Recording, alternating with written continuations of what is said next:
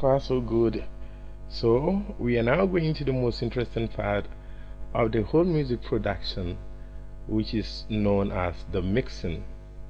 And in the mixing, as you know, in even analog recording, the mixer plays very important role. And this is our mixer. I want you to see all the channels we have, or most of the channels we have in the mixer. So what I'm going to do is that I'm going to get rid of the browser here. Initially, if you watch the introduction video, you'll know what I'm talking about. I'm going to get rid of this panel. I don't want it to show, so that we can have a full view of our mixer. So just come here, or just press F8. Just press F8 and you'll be able to hide the browser panel, which is this side I'm talking about. You'll be able to hide the browser panel where you have some sound pack instrument. So I want to get rid of it, or I want it to go. So just press F8 or get rid. So you can see that you've now been able to get rid of, or hidden the browser panel. Alright, so now I just want to extend this so that you can have a proper view, or you can see the full view of most of the channels I'm going to use here. So you can just stretch it. You can just stretch it up to this extent. FL Studio is very amazing because you can see we can have up to, starting from 1, see the channels we have. We can count from 1, 2, 3, 4, 5, 6, 7, 8, 9, 10, 11, 12, up to 99 channels. You can have up to 99 channels. If you use the scroll bar here and scroll, you can see that you can have up to 99 channels. That is 99 channels here. You can have up to 99 channels. Up to 99 channels here. And this is the 99th channel. As you can see, it is the 99 channels with other 5 sends. This is for sending. That's what we call routing and busing. We will get there in the course of our mixing. But you can have up to 99 good channels. So what we're going to do now is to go and send our instrument to pass through each of the channels here, so that we can do proper mixing. So what we're going to do now is that you have an idea of all the instruments we use here. You can see the kicks, the claps, the other claps we use here, the shaker, the FL keys, and other instruments. Now mind you, we are not sending the arpeggiators through the mixer, because the arpeggiators in themselves do not produce any sound. What they do is that they synthesize, or they process the music coming from each of the instruments we selected before passing them through the arpeggiators. So the arpeggiators themselves will not go through the mixer, but the instruments which are being processed by the arpeggiators will go through that, and whatever effect we put on that instrument will reflect in the final output, which is processed by the arpeggiator. So this is what we're going to do. Don't worry about renaming anything. First and foremost, you just click the shift key and select all your active instruments you have used in the step sequencer. Just press the shift key so that we can select all these. Shift and then click on the green light area, so you can see that you can select most of the instruments that way at once. Just click on shift, so we come to the shaker, we select it. FL keys, we select it. Soft bass, I believe we use it, we select this one too. Then we skip the arpeggiators, because we are not using the arpeggiators in the mixer. We are dealing with the real instrument which have been processed by the arpeggiators. Nexus, get through. You can do this selection on any of the instrument selected, you can do this highlighting. So you can come up here and select any of the instruments, let's say drums, or you can talk about real guitar up here, but still when you do the selection it will still be effective. So it's very, very important. So let's select all these, the FL keys, our snares, just select all these at once.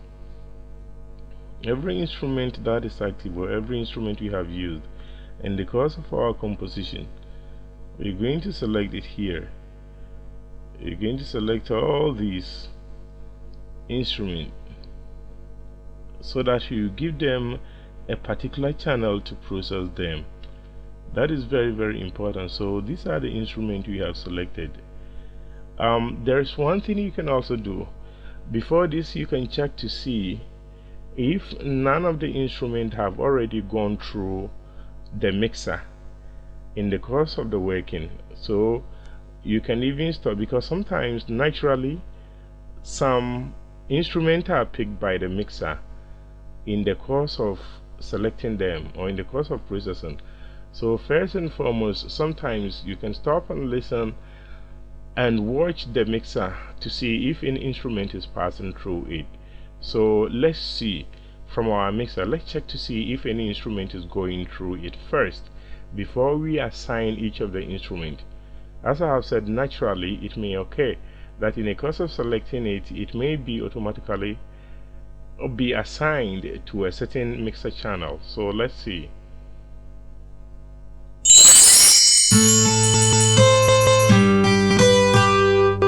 So as you can see, no instrument is passing through the mixer channel. So what we can do now, after highlighting all of them with the green light, is just to come to the starting.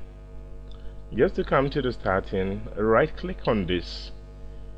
You right click on the first one and say, you can choose to start from anywhere, but I think it is advisable to leave this, or sometimes you can even, let's leave the first one so that we can call it pre-mastering or pre-master, so that this can be our main master, with the first one being what we call pre-master, so that we can do pre-processing there before we put final effect on the master. So let's leave this the first, and then right click on the second channel, that is mixer channel 2. So this is what we're going to do. Don't forget, I said you leave the first one for what we call pre-mastering, and then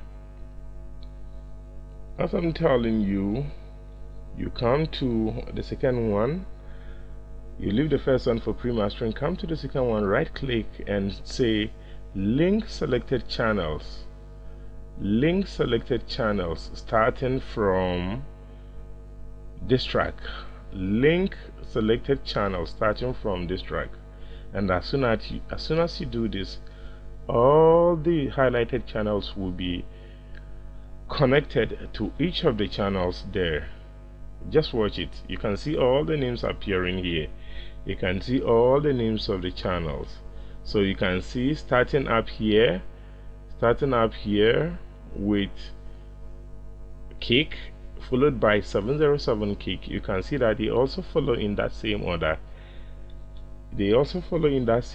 So just as you see kick here, you can see kick there, then followed by 707 kick, and as you can see, the clap follows here. As we selected, you can see the clap, so they follow in the order of selection, and that is very, very, very important. So this is our mixer now with all the instruments assigned with their names, as you can see. So now when we play our instrument, each of them is going to go through a particular channel. You can see all the instruments coming through a particular channel, and this is very, very important. I'm taking this off. The effect on the master, I have already talked about how to do this. The effect on the master, I'm taking it off by clicking on the FX key, just to save me some CPU usage, in order for us to understand this process very, very well. So This is what we're going to do. So I've gotten rid of this. I want us to play our song. I want this effect here, we have not put any effect on the master, but there are default effects on the master. As you can see here, there is Fruity Limiter. There's Fruity Limiter here, and this is a default effect on it. And you can talk about these equalizers as well, but we'll get to all these areas. So for now, for us to grab everything, let me get rid of this for us to play so that we can hear what we have and how they get through the mixer. So let's see what we have now. So that's the real guitar starting. So you can see the real guitar starting from here, and that is what exactly starts the song. You can see the real guitar starting from here, and that is what exactly starts our song, because our song, if you go to the playlist panel, you can see that it starts with a chime and the real guitar. So just as they appear there, you can see the same thing happening here. The chime, I cannot see it here. I cannot see the chime here, but let's see where it is. Let's just scroll. The screen might not be able to, or because there are many mixes, we might not see the chimes as it appears. Let's see the name it had in our mixing, the chime. Alright, so let's see. I don't know what it's called. FPC chime. That is what we have over here. So let's go to our mixer and look for FPC chimes. That's FPC wind chimes. It's in channel 22. Alright, that plays first before the real guitar, so we're going to work them. That is the FPC wind chimes followed by the real guitar, even as we have in our arrangement. So let's see what we have. Before this, let me increase the tempo of our work to say 88. I want it to be faster a bit. I think that sounds better to me. So 88 is our new tempo now.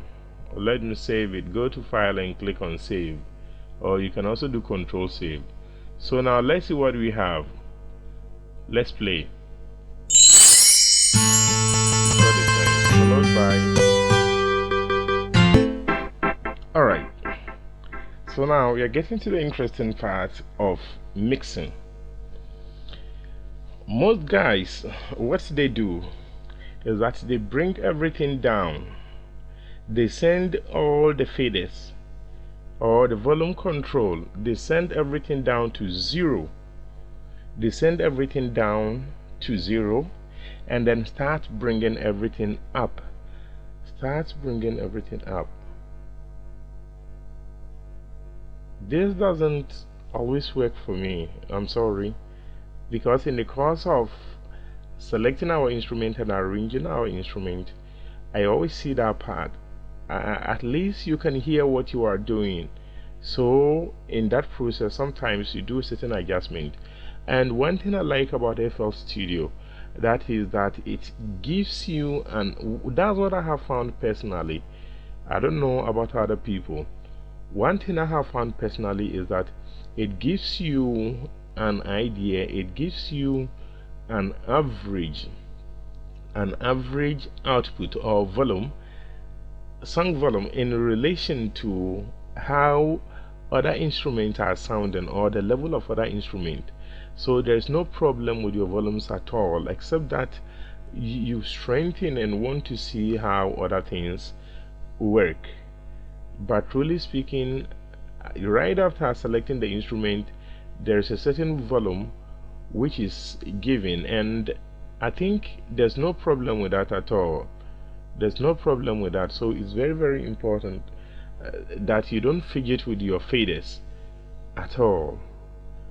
You just listen very, very well, and then do what I describe as necessary adjustment. You don't necessarily need to bring everything down, because you've already been listening to our song along the line.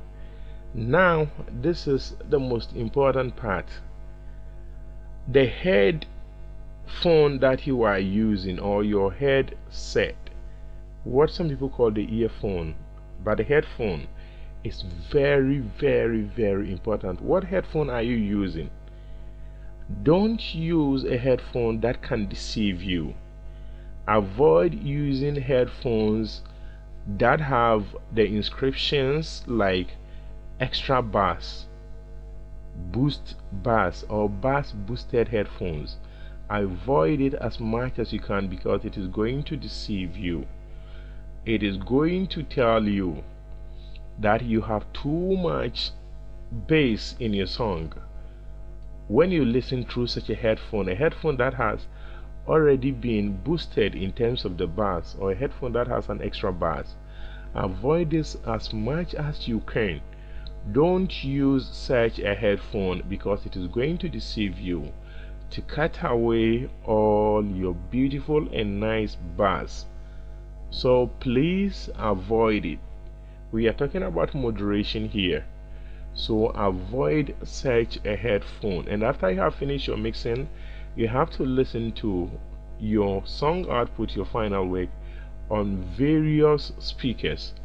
Use tiny speakers. Phone speakers are not supposed to play out the bass like the way loudspeakers play them. So if you hear too much bass on tiny speakers like that of your phone, then it means there's a problem. Of course, it might happen that your bass is too much, but what I'm saying is that try and go for a simple flat headphone, a headphone whose EQ curve is very, very simple. A headphone with an EQ curve like let me bring in this equalizer. I think I have a 31 band equalizer.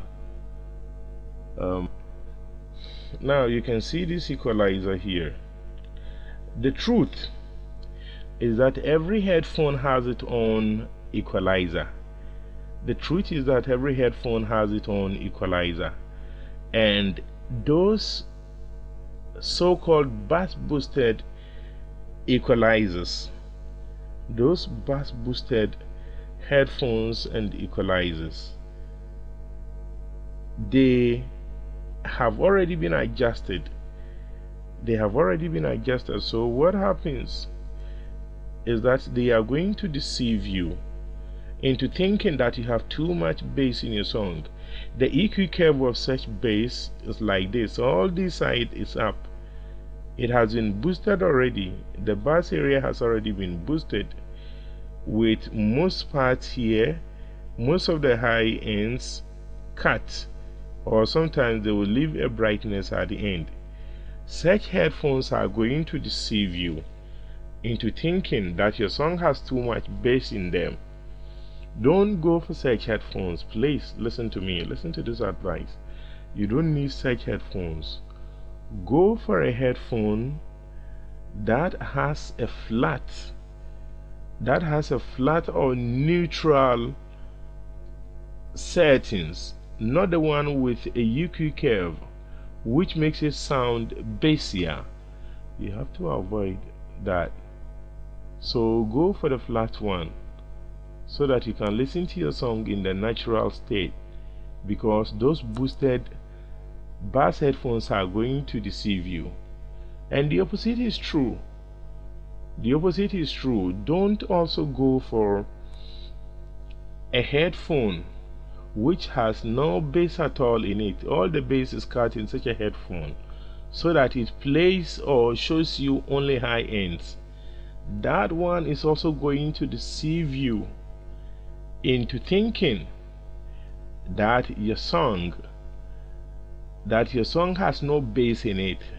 There is therefore the temptation to increase the bass, only for you to have too much bass when you listen to it on bigger speakers.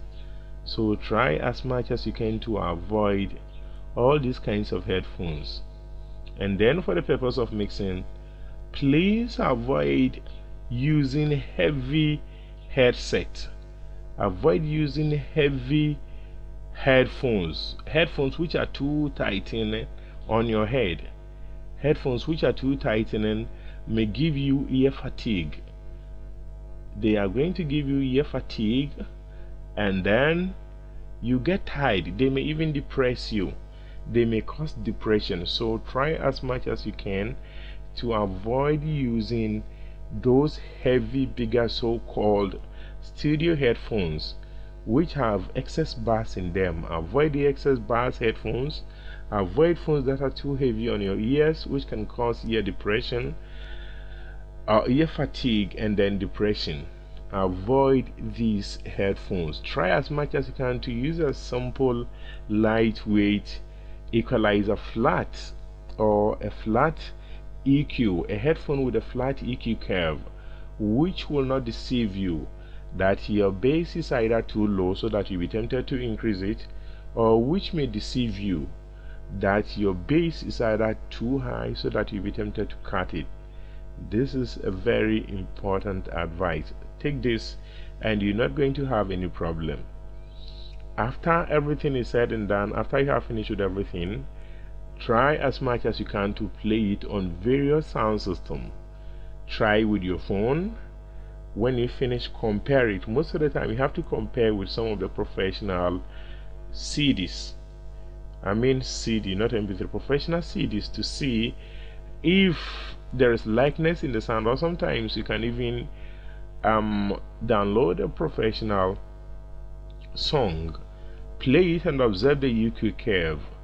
If you have the Waves bundle, there is one of the Waves graphic display, the equalizer graphic display, can show you that EQ curve.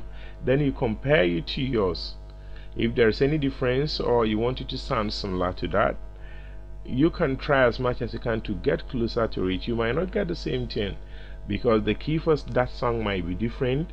The engineer might have done some adjustment in the course of recording before the final mixing. So in mixing, there is nothing like a particular way of doing it. There is nothing like a particular way of doing it. I use this for just an example. I have not started mixing yet, so let me take it off. As I'm saying, in mixing, there is nothing like a particular way of mixing a song. The song should always tell you what it wants. It all depends on the song. The song should tell you what it really needs. The song should tell you that I need more of the kick, or I need more of the bass, or I will sound better with a high conga. That is very, very important. So let's get back to our topic with this very, very important advice. Now, what are we going to do? You can see from these knobs here,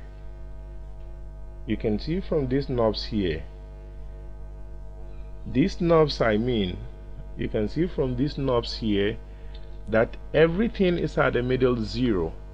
You can see that everything is at the middle zero on these knobs. I mean these middle knobs, everything is at zero. Everything is at zero here.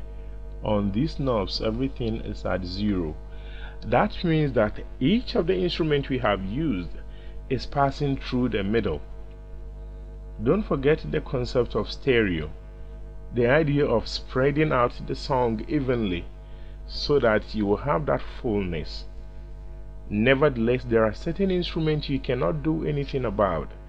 They will still have to stay in the middle due to their continuous play or the role they play in the song. So there are certain instruments you cannot do anything about them. For example, talking about your kick, it should always stay in the middle. Talking about your bass guitar, which runs through the song, it should also stay in the middle. And other instruments, or most of your drum instruments, stay in the middle. But for other synthesizers, we can spread them out evenly. and that is very, very important. So there is no sense in panning. There is no sense in panning your kick or your bass guitar, because sections cannot be shifted out, so they should always stay in the middle. Alright, now let's see. Before I started, because of the sound pack I have here, let me bring back this panel called the browser. When I came to the browser, I did a lot of good selection. One advantage of using programmed drums or already made drums is that you don't have a lot of problems with EQing a certain kick, because I have over 1,000 kicks in my sound pack. I have over 1,000 kicks, therefore I do my selection carefully. I select the kick I really want to hear in the song. Therefore, there's no need for unnecessary EQing. I am also saved the temptation of EQing in order to have a lot of power surge or CPU usage. So this is the kick I picked, and I think it's just perfect for me. It's just perfect for me. So sometimes the essence of using, or the essence of me, the reason why I like this method is just to avoid unnecessary EQing or putting plugins on my song. If I want to enhance this kick, it's just going to be so easy. So let's listen to our song once again, and in the process just watch me and see some of the things I do or some of the treatment I offer. Alright, so let's go.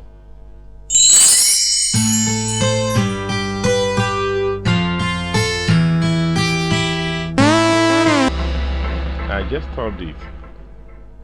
So we're going to go back once again and do some of the tricks or some of the things we do in mixing, which is very, very important.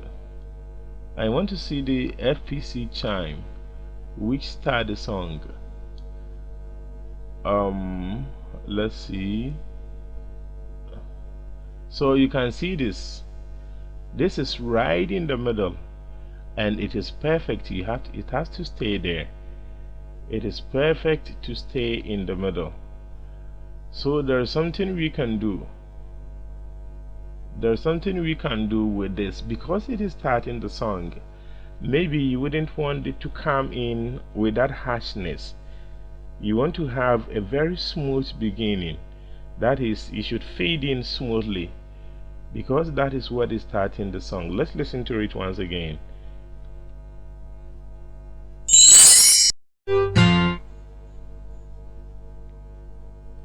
You see how it enters the song with that rush? So sometimes this is what we can do. We can do volume automation. We can do volume automation, which is very, very important. So we're going to automate the volume of that side. We're going to automate the volume of this, that is the FPC wind chime. So we come to its volume, and this is its volume. So what you just right click it, just go ahead and right click it. When you right click it, you will see create automation clip. Create automation clip. You can also do it in the step sequencer.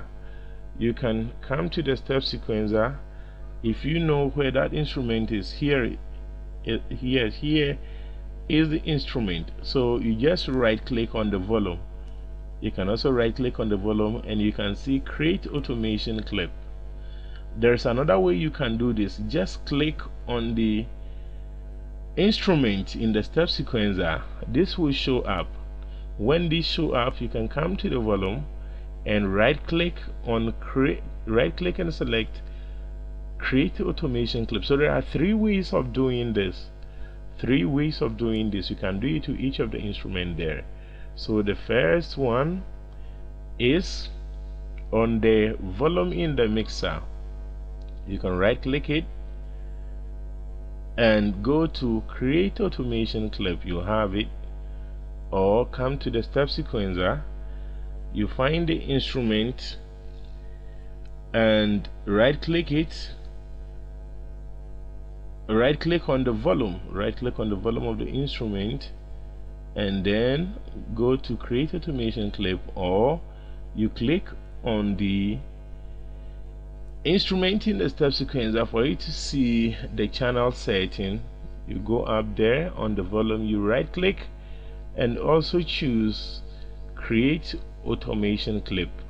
Alright, so I'll come to the mixer, right click on the volume and then create automation clip. And as soon as you do this, see what has happened in the playlist. You can see FEC wind chime volume envelope. So we're going to work on this very soon. So let's just drag it down here. I prefer it down here, so I drag it down. Alright, then we just have to cut part of it. So use this slice. Use the slice up here. As you can see the sign, use the slice up here. Just click it and then the sign will not change. Then slash this, cut part of this. I have cut part of it. I go back to my selector, which is the draw pencil tool. Come back, right click on the part of the envelope to delete it. You right click on it, you delete it. So now I'm going to work on this chime. So this is the automation envelope. I have here, and you can use the same concept on most of the instruments you have. So I just want to make this bigger so that I can have proper setting. So this is the volume envelope, or the automation envelope. I want this to start or to come in smoothly. So what I'm going to do is that anywhere in this part, I'm going to right click. To reduce the volume. So that's what we have. So you can see that it will be entering or will be starting smoothly. I can hold this where the hand is, hold this point and then shift it forward, because I want it to enter the song. I want the chime to start smoothly. I want smooth ascendancy. So this is very important. Alright, so let's now listen to the beginning of our song again. Now that we have done that, let's see.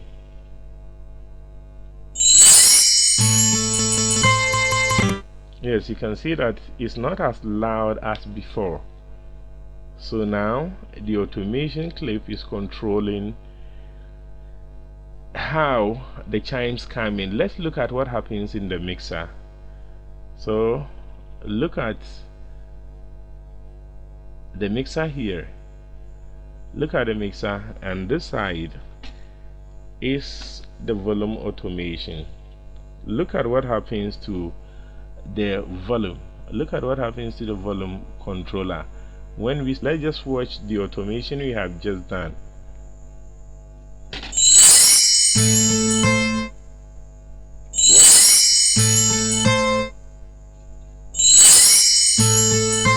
Like this. Like this.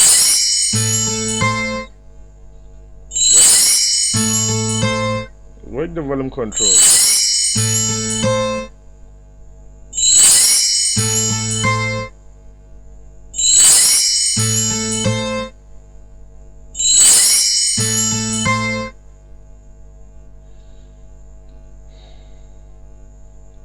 So that is all about automation.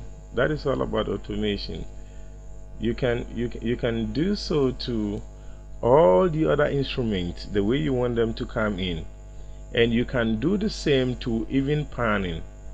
You can do the same thing. So This is the first thing we have done, that is volume automation, and I have told you the 3 ways you can do that. So you can do that on most of the instrument there. Alright, now let's go back to other instrument and listen to them. Let's listen to our drum rolling. Drum rolling. I'm going to solo this.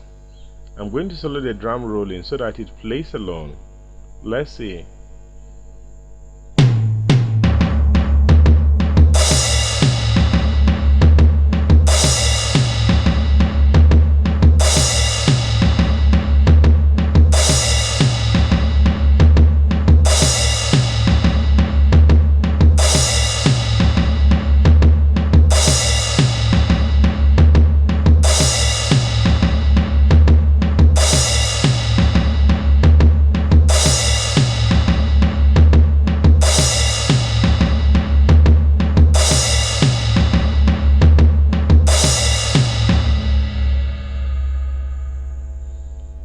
Alright, so there is something else we can do. We can also send this to piano roll. That's another way of mixing. Send this to piano roll. So when you send it to piano roll, you can still have the same effect. Alright, so now on the piano roll, we can do some changes here. The first 2 drum beat that you have or we had, we can now edit them. We can now do this. Just double click on this. As soon as you double click, you'll be given another note property. What we're going to do is that we're going to pan the first drum beat. We're going to pan this to the left. Let's go, let's say 40% to the left. 40% to the left. You can see the reading up there in the information bar. Okay, what I have there is 41%. Alright, we're going to accept it. So as soon as you finish, click accept. Then come to the second note. Double click the second note and then the pan property. Let's send this to also to 41%, just as we did in the first one, and then click accept. So that if you look at the channel mixer,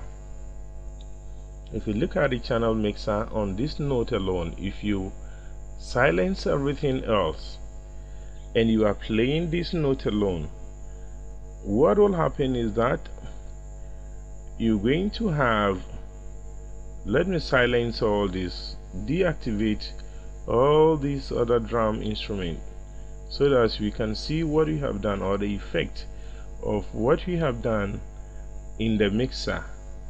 This is very, very important. So I have deactivated all the other drums by putting their light off. Now this has already been soloed, so let's look at it in the mixer and watch the side, watch the master meter here, watch the output meter here, and look at the panning effect I have just done. It's on the master meter here.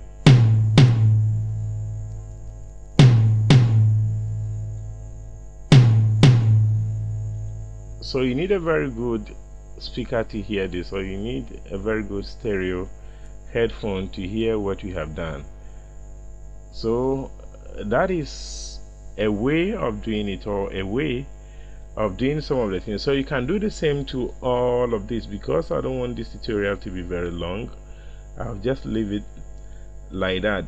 But we are definitely going to have that effect. You hear one in the left headphone and the other one in the right headphone.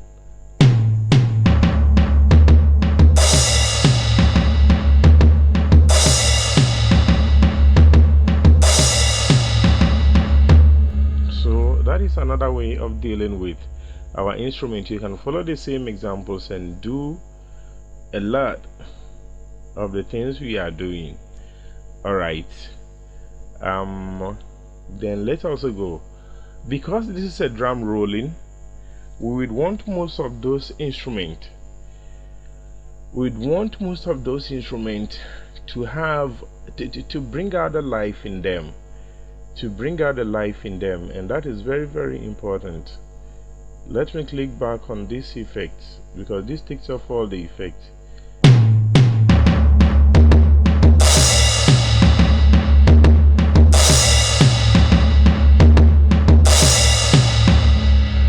Because this is a drum, we have to do something. So what I'm going to do, let me take off the browser again by clicking on F8 to take off the browser. Alright, what I'm going to do now, because these are drums or percussion instruments, they have to hit a bit harder to give life to our instrument. So I'm going to rename this empty channel channel 24. I'm going to rename this channel 24. I'm going to rename it and call it drums effect. I'm going to call it drums effect. Drums effect. I'm going to call it drums effects and give it a color. Let me give it a blue color and enter. So that is my drums effect. So what I'm going to do is I'm going to go to another technique called routing and bassing.